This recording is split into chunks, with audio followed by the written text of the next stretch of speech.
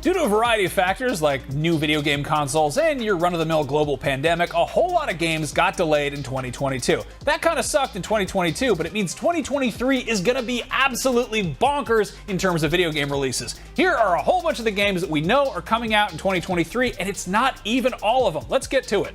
The year kicks off with Fire Emblem Engage on Switch. This is the follow-up to Three Houses, and this time around you'll be able to summon or engage characters from the series past, including OG protagonist and Smash staple Marth. You can put a ring on it January 20th, so save the date. So let me get this straight. The team behind Final Fantasy 15 developed a new RPG that's not what I would call a Final Fantasy game. It's a freaking PS5 console exclusive that's also coming to PC, and oh yeah, I'm talking about Forspoken.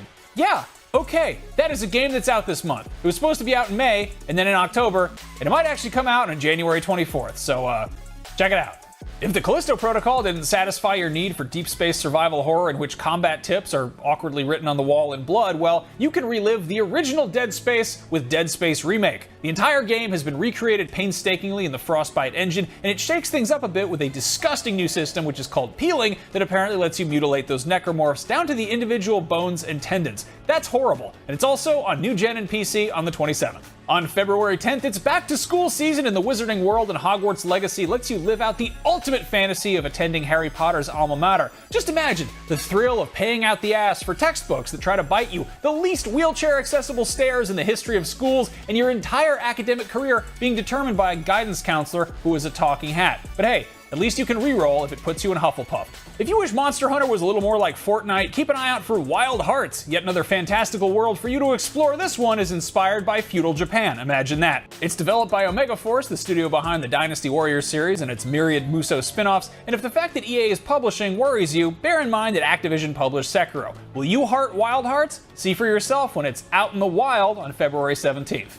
If you're not totally sick of hearts after eating a box of Valentine's candy while playing Wild Hearts, on the 21st, Atomic Heart can get your blood pumping. This is the single-player first-person shooter with a Soviet aesthetic that looks a bit like Fallout's paleo-futurism, but from the other side of the Iron Curtain. However, its combat and weirdness levels seem more in line with BioShock. If you're looking for something to pass the time until Ken Levine's Judas, this might be worth checking out, and it's on everything but Switch. On February 22nd, Sony is for all intents and purposes launching a brand new console with the PlayStation VR 2, which will have a pile of launch titles to go with it, and at the summit of this molehill of day one releases, you'll find the Horizon spin-off Call of the Mountain, which promises to be a full-length VR game, maybe not as long as the flagship Horizon games, but definitely more meaty than your average virtual reality experience. That's exclusively on PSVR, which is exclusively on PS5. The name Company of Heroes might suggest a sandwich chain like Subway or Quiznos, but rest assured, Company of Heroes 3 is still a World War II RTS. In addition to two unique campaigns in Northern Africa and Italy, this one also adds new gameplay features like a dynamic campaign map and a tactical pause, which sounds great for when the real-time combat gets a little too real. That comes to PC on February 23rd. Sons of the Forest is the direct descendant of the hit woodland survival game with a heavy emphasis on survival. While a lot of us would prefer to be stuck on a proverbial desert island with a Steam Deck or an attractive celebrity, this one will see you foraging for supplies and braving the elements while also fending off a horrible cave system full of terrifying mutant cannibals. Sounds lovely. That's on PC. If that's too scary and you'd rather repeatedly kill some adorable astronauts through a reckless trial and error approach to aeronautics, Kerbal Space Program 2 lets you do that and lots more. That hits early access on PC on February 24th, but the developers promise custom bases, multiplayer, mod support, and of course console versions down the road. If you yearn for the simpler days of classic turn-based RPGs with beautiful pixel art and Dickensian campaigns, or if you just thought the 2018 game Octopath Traveler was pretty cool, well, you're in luck because Octopath Traveler hits PC, Switch, and both PlayStations also on February 24th. On March 1st, the day before hits PC, and before your eyes glaze over at the idea of yet another post-apocalyptic zombie survival game with base building and survival elements, get a load of these graphics. A lot of games on this list were delayed due to the pandemic, but developer Fnatic pushed this one so they could switch engines from Unreal 4 to Unreal 5, and it looks like that was a smart move because it's the second most wishlisted game on Steam after Hogwarts Legacy. That's on PC with plans for new-gen console versions later on. Wo Long Fallen Dynasty is the latest project from Team Ninja, and it looks to continue the long tradition of kicking your ass repeatedly, which began with Ninja Gaiden and the Neo games, but this one's set in China's Three Kingdoms period, but it's got a grisly dark fantasy twist. That is on all the stuff that isn't made by Nintendo. Allegedly, Skull and Bones is finally coming out, but I will believe it when I see it. This is Ubisoft's multiplayer pirate game, which supposedly began as an Assassin's Creed Black Flag spin-off, and at one point was apparently like For Honor with boats, but since then it's taken the shape of something much more like Sea of Thieves, and it's been delayed about, well, my entire career. Anyway, that drops anchor on new gen and PC March 9th, allegedly. To make up for the extremely long wait for Bayonetta 3, Platinum Games is rewarding fans of the bespectacled Umber Witch with a brand new installment less than a year later. Bear in mind, it's a pretty big shift, ditching the realistic third-person action for a top-down adventure with a cuter storybook aesthetic, but it definitely looks more fun than waiting 5 years for a sequel. That is on Switch, March 17th. Still on March 17th is Star Wars Jedi Survivor, the follow-up to Fallen Order, which sees the return of an older and hairier Cal Kestis who will undoubtedly have some new tricks up his sleeve. Technical hiccups aside, Respawn knocked it out of the park with the first game, so hopefully this continues this streak that is on new-gen consoles and PC. What are you buying? Well, on March 24th, Resident Evil 4 Remake probably. Between the recent mainline entries and the last two remakes, Capcom probably hasn't had the trust of fans like this since, well, probably RE4's original release, and a modern remake of one of the best, albeit most divisive games in the entire series, with a few modern adjustments, seems like it'll be a pretty good time. That's on both PlayStations, Xbox Series X, and PC. Crime Boss Rockhay City is a brand new first-person shooter that came totally out of left field, and we don't know much about it other than it's got a star-studded cast, which is mostly Michaels and Danny's. Specifically, Rooker, Madsen, Glover, and Trejo. It also has Kim Basinger, Vanilla Ice, and Chuck Norris. What's the gameplay like? Great question. That's on PC March 28th and consoles someday. Before there was BioShock, there was System Shock, and this is yet another classic that's getting a full modern remake, and if you're having deja vu, that might be because this got kickstarted way back in 2016, and sometime in March you'll finally get to play it. That's on everything that doesn't say Nintendo on it. Dead Island 2 has had a long and rocky development, and on April 28th it is finally rising from its grave. LA is infested with zombies, and you gotta go kill them. What do you kill them with? All kinds of stuff, including stuff that's glued to other stuff that you glued there on a crafting bench. That's coming out April 28th, once again on everything but Switch. But hey, Switch owners are going to be just fine because on May 12th, The Legend of Zelda Tears of the Kingdom finally drops. Breath of the Wild was such a genre-redefining watershed game that the wait for a follow-up has felt like a lifetime, and that might be because this has been one of, if not the longest breaks between Zelda installments in the entire series' history, so let's hope it lives up to everybody's sky-high expectations. It's been a very long wait for a new game from Rocksteady, the studio that gave us the Batman Arkham series, and while it's set in the same universe, Suicide Squad Kills the Justice League looks to be a pretty huge departure. This time, players can get down with their bad selves as Harley Quinn, Captain Boomerang, King Shark, and/or Deadshot. That's on new gen and PC. Street Fighter 6 looks to be maybe the biggest shift for the series since its jump from 2 to 2.5D back in Street Fighter 4, but this is much more than just a visual leap. It's adding a character creator and a whole hub city for you to explore and hang out in and presumably do some street fighting in, but don't worry, as far as fighting goes, it's not reinventing the wheel, and the buzz for this among fighting game diehards seems very positive. That's on PS4, PS5, Series X and S, and PC. Diablo 4 has been in the works for a very long time, but it sounds like it's going to be worth the wait. With a color palette that's far more in line with Diablo 2 than 3, it is a clear return to proper dark fantasy, and its gorgeous world is wide open for you to explore while slaying demons and hoarding loot. That's out on 6/6 for everything but Switch. Like many other games on this list, Final Fantasy XVI is a massive departure from its immediate predecessor. This time it's scrapping the futuristic elements and returning to good old-fashioned medieval fantasy, and if you're tired of open worlds, rest assured this looks to have a much more focused area-based approach to level design, but combat is still going to be in real time. That one's exclusively on PS5 for the immediate future. Forza Motorsport gives Microsoft's flagship racing title a soft reboot for its first dedicated foray into exclusively new-gen territory. This will undoubtedly be a real showcase of what the Series S and X are capable of graphically, and those sexy anime ladies you plastered all over your tricked-out Subaru will look sexier than ever, and so will the Subaru. That's on Series X and S and PC sometime in the spring. A whole bunch of games have been given the extremely broad release window of first half of the year, so here are some games you're going to be playing probably sooner or later.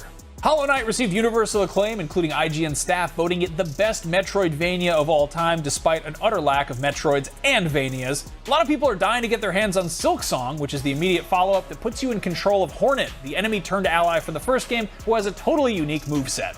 Fans of Homeworld 2 have been waiting 2 decades for a sequel, and they won't have to wait that much longer. Homeworld 3 takes place even further in the future and will shake up the Deep Space RTS formula with the addition of terrain that'll allow for cover. It's still in space, mind you, but there's just a lot of shit floating around up there now. If you love the games that Arcane has put out, like Dishonored, Prey, and Deathloop, and you hate vampires, boy do I have the game for you that you probably already knew about. Redfall will have you staking your claim in a New England town filled with bloodsuckers, and this time around it's co-op, so up to 3 friends can join in on the fun.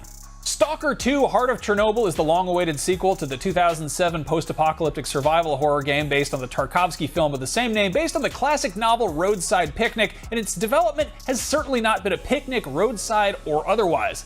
In addition to all the other hurdles of developing a AAA video game through the pandemic, Ukraine-based GSC World also had to put things on hold while their country was being bombed and invaded by Russian forces. This is supposed to hit the new Xboxes and PC sometime in the first half of the year, but I think of all the games on this list, I don't think anybody's gonna be mad if they need more time. Starfield is shaping up to be Skyrim in space. And before you tell me that's a stupid, reductive way of describing it, I'm quoting Todd Howard, so take that. Anyway, in space, no one can hear you dragon shout, but you can probably go collect some cheese wheels on the moon or on one of the hundreds of other planets in this game. That's on all the new Xboxes and PC. If you like deep space stuff, but Starfield sounds dauntingly expansive, well, there's also The Expanse, a Telltale series, which is a narrative adventure set in the universe of the hit TV show, and that's on PC and consoles. If you think narrative adventures are a novel idea, well, it's time to unravel a new story with Alan Wake 2, which sees the return of Remedy's author-protagonist, but this time around promises to be a proper survival horror. If you're one of the many people who spent thousands of hours hunting and crafting and riding dinosaurs in Ark, you may have thought to yourself at some point, this game is great, but it needs Vin Diesel.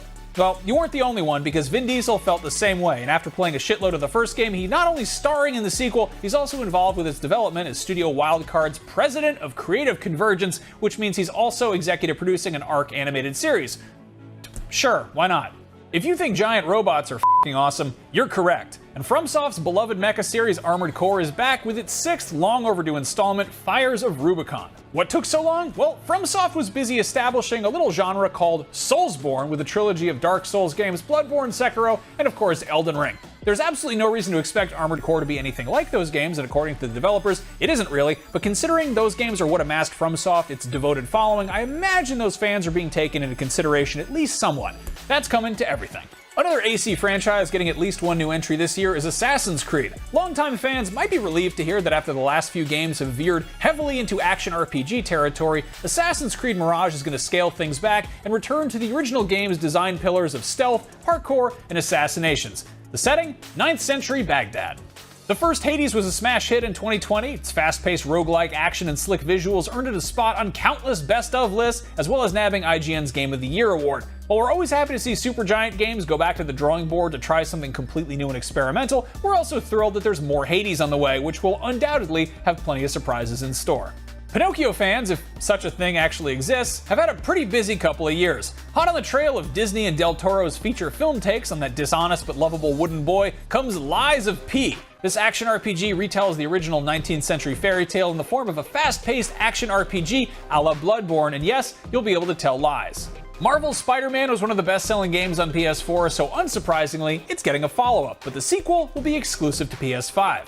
After seeing how much Insomniac Games was able to do with the new hardware when Ratchet & Clank Rift Apart, we are dying to see what new tricks our friendly neighborhood wall crawler has in store for us in the sequel. The Cops and Robbers co-op shooter Payday 2 gets a long-awaited sequel a full decade after the last game released. This time around, players can expect larger-scaled heist, as developers have described the setting as, quote, a living enormous representation of New York City. Another series getting a sequel after a decade of nothing, unless you count the mobile game, is Pikmin. We basically haven't seen anything from this game outside of a 30-second trailer, but we have a sneaking suspicion that it will involve some Pikmin. I don't know, what do you know about this game? They haven't shown us anything. A whole bunch of beloved horror movie licenses have found new life in the asymmetrical multiplayer genre, and joining the ranks of Friday the 13th, Predator, Evil Dead, and Killer Clowns from Outer Space is the Texas Chainsaw Massacre. Based squarely in the era of the 1974 slasher classic, the game will have one team playing as meddling teens who have to, not get murdered, and the other team will be playing as not just Leatherface, but his entire messed up family too. Considering how much Gears of War copied Warhammer 40k's homework, it's only fair that they get to follow suit, and the 2011 third-person shooter Space Marine clearly understood the assignment. Now, we're finally getting a sequel continuing the adventures of Ultramarines Captain Titus, who will eviscerate a sea of screeching Tyranids, and this one sounds pretty cool. And finally, for this list, not for all the games coming out, is The Wolf Among Us 2. The reformed Telltale Games is finally returning to the Fables universe to continue Bigby's story. This new game picks up 6 months after the last one, and if you need a refresher, that's totally understandable because the last game was released a decade ago. And there you have it. That's a whole bunch of games that are coming out in 2023, and it's not even all of them because a whole bunch of them we don't even know about quite yet, but I know a cool website you can keep an eye on if you like video games. It's called IGN.com. 2023 is going to be a doozy. I'll see you around.